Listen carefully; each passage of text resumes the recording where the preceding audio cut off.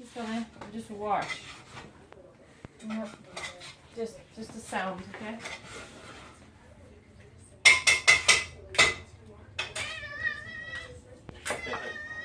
Tell you? No. Don't even have to do anything.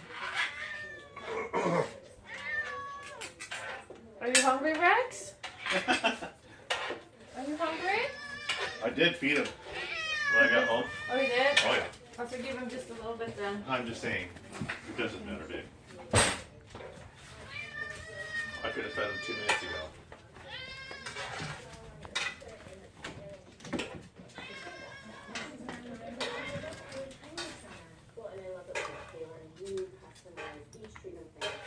I give him just a spoonful. And then Sorry, Bert. No food for you. Bert is pretty